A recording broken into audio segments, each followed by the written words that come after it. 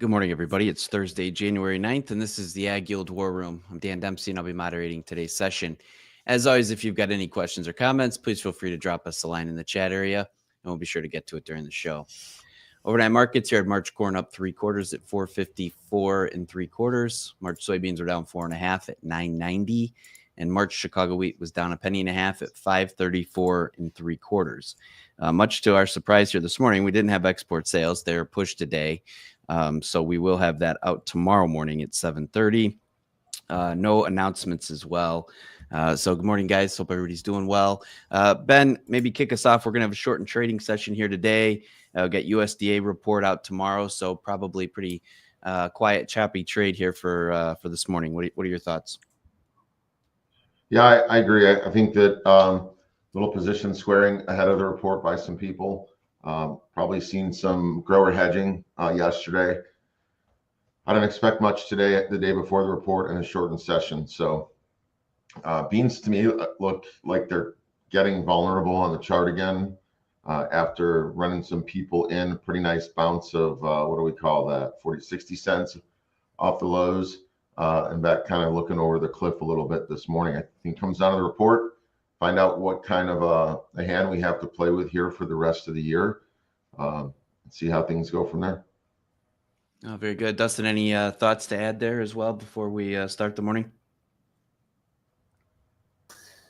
No, just we've had a really good demand coming into this time frame, and carry out projections for tomorrow on corn in particular. There's some wider swings, and I'd say based on that demand, it just wouldn't be surprising to see those numbers lower, like the average guess is calling for. We've really smashed expectations for export sales and export shipments. Ethanol has been running, almost 4% above last year's production, EIA numbers. But there's always that chance for surprises on this report. So just a big reminder, when you're talking about stocks counts, that's why these reports are so important. The USDA, even though they take, hard data samples, through that, through a lot of those WASDE reports when they're figuring that 183 plus yield, when it comes to what's actually in the bin on DS1, that's what's going to matter for yield. And that's why to see a 300 million bushel swing from the current stocks estimate, not that unsurprising to see that in these types of reports. So just try to go into tomorrow with an open mind is what I'd say. It could be bullish or bearish. I really don't have a strong opinion in either direction. But after this type of a rally, I know a lot of people are in need of a floor, and that's where my focus is. Yeah, it's a good point. One thing to note too, Dustin, we were talking yesterday, this is an interesting year, tight margins, high cost of production, and the second year in a row, really, for folks that maybe hadn't looked at crop insurance historically, or, have maybe just kind of done the real basics. There are some interesting things that can be done this year to help mitigate some of those big boulders of risk that we're looking at. And with this latest rally in corn, it kind of makes that even more enticing. What's your thoughts on that? Yeah, I think we're going to go into the month of Feb and then find out where our average crop insurance prices are established for the spring price for corn and soybeans. But I think mainly the big difference this year would be the subsidies are higher for ECO, and nothing's perfect. This is still a county-based policy. There's that chance that your own yields differ completely from the county, and that impacts the revenue that you otherwise would have received. But if for most people that generally have a fairly high correlation with how the county does, to get that higher subsidy, level this year, 2025, and to go to only a 5% deductible on crop insurance, that's going to be a big portion of what they can do for marketing. And we look at that as money on the table for incorporating that into the marketing plan. Yeah, it's very good, and and so I bring that up because for any folks that are listening, I mean we've done a couple of specials on crop insurance specifically, and let us know, give us a call, talk through your individual scenarios. But we do have some ideas, and it'd be good to take a look at it and be proactive. Justin's made that point a number of times in the last couple of weeks. Is this isn't a year to sit on our hands. Let's be proactive and take a look at everything that's on the table. So. Very good.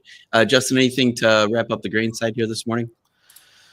No, I agree with Ben. I think beans kind of have to hold here. I think it's going to, depend on this report and what Argentina looks like a week from now. It's kind of hanging on the cliff there, right? This 980 level, if it starts breaking back below that, which would make sense kind of with the timing of where we're at with the report, you can't rule out that we go take out contract lows again. Especially as, I saw Mato Grosso is already 8% harvested, right? So they are harvesting already. It's a big country, so it takes time.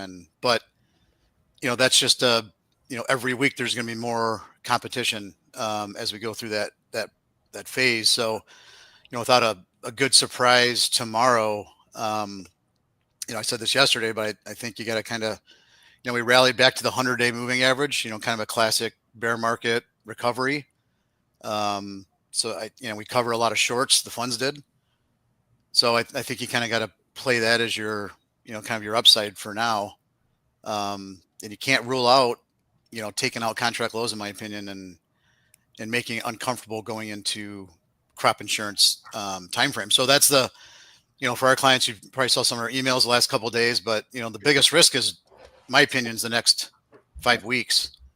As you get kind of half, set on your crop insurance price. I think it's interesting, the price of corn today, 445-ish for new crop corn. But if you look at some of these 95% policies and then you look at PLC, like a lot of those protections are coming in around that, 420 type level. So just, I think it's really interesting on strategy here, kind of adding into your crop insurance and just overall, like, I think you have to really look at risk reward when you're putting on certain strategies. So to, try to, I know there's a lot been talk about accumulators and, different things. I think it's really important to not just chase, any kind of premium out of fear. I think it's really important because that what you think is a strategy that could be, being aggressive to try to, help protect you could be super hurtful if you do it the wrong way at these levels. So I think this is just a really interesting year because the way that the Farm Bill is kind of coming into light and some of the different crop insurance types out there now and the different subsidies, it's really important to kind of see where all those things intertwine, in my opinion. And just kind of going back to not having an opinion, but, I've been preaching this for a while, but where do you use your dollars best in this very tight situation that we do have? And there's been a lot of, different analysts, institutions putting out crop budgets, by different states, and whether you're Dakotas or the I states, it's, for most producers, you're either at or below or even well below break even at these levels. So I think it's more important than it has been in at least 5 years to really know where all those things kick in. Yeah, that's good points. Rylan, we saw a little bit of a setback in cattle after a strong run. Huge volume in hogs, over a $2 range there. So a lot of excitement going on in the hog market there yesterday. What are your thoughts this morning as we have today's session?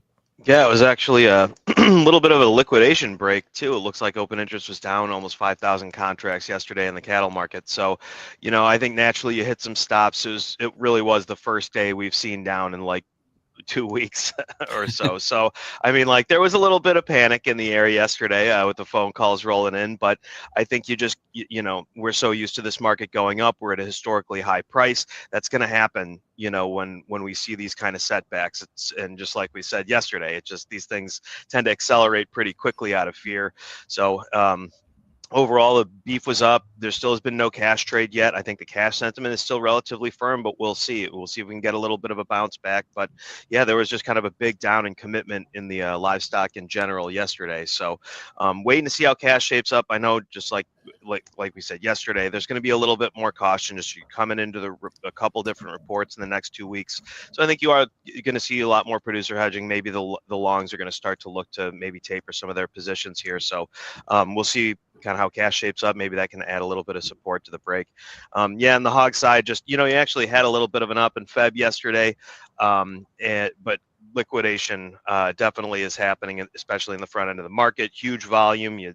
Open interest was down 7,200 contracts. So we are seeing the funds still just kind of liquidate here.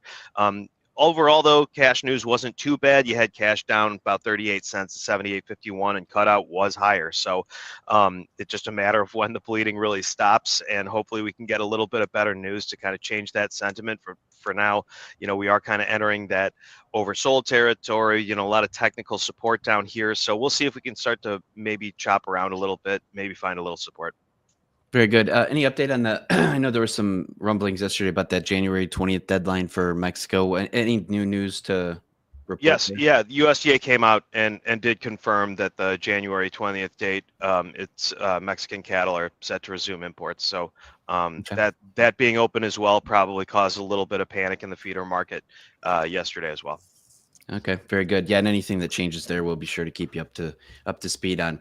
Lots to talk about here. Oh, go ahead. Yeah, Dan, I just wanted to say something too. I noticed yesterday it looks like market's getting a little more confident in the 45Z, starting to get some guidance. They have been releasing details on other policies related to that, so it does look likely that in the near future, in the next week or so, we will actually get guidance from that 45Z, which is important because the previous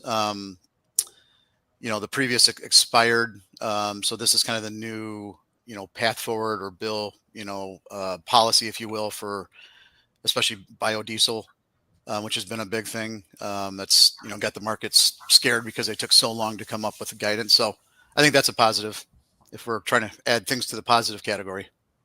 Unless the guidance comes out really crappy. Yeah. So is that this administration's guidance, or is it going to be the new administration's guidance? Well, I don't think either. I think it's EPA. It's industry bodies. stuff. Yeah. So. Oh, okay. Okay. Yeah. No, that could all that could change on January 20th. I don't I'm not really sure how that all works, but at least it looks like there are some things getting done. No, absolutely. Well, that's good stuff. And as that stuff trickles through, we'll be sure to keep everybody up to speed. As I mentioned in the opening, I think we're going to have export sales tomorrow morning. Everybody's kind of confused on when they're going to come out, but I think they'll be out tomorrow morning at 7:30. We will close early here today. 12:15, the markets will be closed. National Day of Mourning for President Carter. So that will be taking place today. USDA report out tomorrow, 11 o'clock Central. We'll have a bonus war room post report at 11:15 to go through the numbers and give you our additional thoughts and comments before we wrap into the weekend. And then, of course, everybody's favorite segment, Fun Fact Friday. Brian's, I've been told, preparing a wonderful segment for Friday, which takes us into the weekend, which is always fun. So with that, we appreciate everybody that tunes in on a daily basis. If you wouldn't mind, throw us a like and subscribe. It'll keep you up to speed on everything that's going on with AgYield and when we're putting on the shows. We're doing this every day that the markets are open, streaming live on X, Facebook Live, and YouTube Live, 8:15 Central Time. Appreciate the thoughts and comments here this morning, guys. It was a good show. Hope everybody has a great day, and we look forward to talking to you again tomorrow. The War Room is proudly presented by AgYield. For over 50 years, the AgYield team has provided grain marketing and risk management solutions for growers across the country. Our veteran consultants harness cutting-edge technologies to pinpoint risk, optimize market performance, and protect your farm's profitability. Discover a new approach to farm revenue management at agyield.com. Hey guys, Jack here. Be sure to support the show by hitting the like button, leaving us a comment, and subscribing to the channel for all the latest updates. Thanks for watching. We'll see you next time.